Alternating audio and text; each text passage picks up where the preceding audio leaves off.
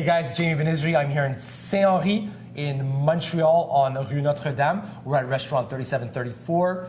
Cool little spot right in kind of the heart of the action of Montreal. And I'm sitting here with Anissa, with Dan, two of my favorite entrepreneurs because they've been feeding me this sweet goodness with all kinds of different flavors, these amazing Belgian waffles that we're going to talk about. And it's going to be a super impactful interview because they have a lot of amazing stories and challenges that you've gone through as entrepreneurs. So I want to get right into it. I want to know a little bit about Anissa. Tell me a little bit about how you came to kind of co-developing or co-founding Gaufrabec and to arrive at this plateau.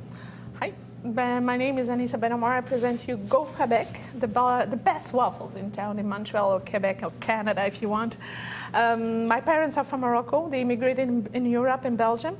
I'm born in Brussels. I learned bakery, Belgian bakery and pastry there to pay my studies in university. I'm a professional accountant. And my project was always to do a company with my husband, Daniel Jones.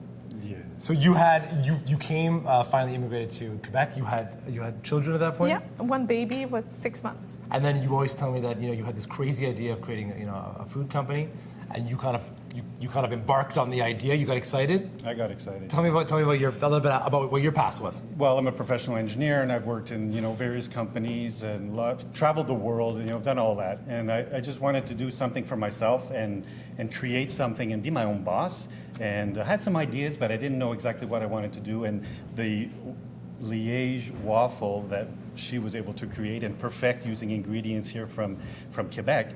As soon as I tasted it, I said, this is it. It was a niche that hadn't been explored, Sure. And let's do it differently. Let's just not wait for the customers to come and taste our waffles. Let's go to the people. And that brought into the food truck and the kiosks and working on all the festivals and things like that. But being an engineer, I was able to build all those tools that we needed. You built everything. You built the food truck yourself, essentially. Build the food truck, yeah, from A to Z, plumbing, electrical, you name it. From a pure later truck, from an From old an retired pure later truck, couple $1,000s and a lot of trips to Home Depot. But before the truck, we transformed our family garage in the kitchen, a professional kitchen, to make the dough by night and to work in the office. I had Quebec me during the day. The 2 first years, it was like craziness because it was a double work plus the family and the kids. We have 7 kids. So let's get into the first couple of challenges and the first steps that where it becomes a legitimate business. You leave your office jobs, you convert your garage into a commercial kitchen. You start pumping out this amazing goodness. Yes. And you got some good traction. Tell us about and you kind of have popular faces in Quebec because you were on L'Œil du Dragon, the Dragon's Den version of the famous show where you do your pitch. Tell me about that experience for the company. Well, one of our challenges in the beginning was to get the exposure. I mean, you can't just sit on the corner of the street, wave a flag, and say, come eat my waffles. Yeah. So we tried everything. I mean, we did different salons, expositions, things that probably we shouldn't have been there. But we brought our waffles into a wedding show, and we're saying, hey, would you like to buy a centre de table for your wedding reception? Anything to get exposure. And that just led to something else. It was like a big chain. And you meet one person, and that person introduces you to another person. Sure. So it was quite a journey. And meeting the right people to get into the festivals and all those big events, which we were successful in doing. Now, 5 years now, we've been doing the Jazz Festival and Just for Laughs and all those big ones in the summertime. So you've done a lot of amazing things. You have a retail location, you're distributing to Adonis, you do these amazing festivals, you cater to massive corporate events. So you have kind of known a certain success, and now there's all kinds of new challenges for you guys. So to our audience, tell us a little bit about what you would recommend had you had the chance to do it over, or to aspiring entrepreneurs who may be in an office, who may say, hey, I want to have my own version of the waffle. I want to have some sort of a deep fried sweet hot dog concoction thing. Yeah. What do you tell someone who wants to do that? Never give up. Never give up, because don't fix yourself to one idea. You have to develop, you have to expand your ideas in function of the people around you.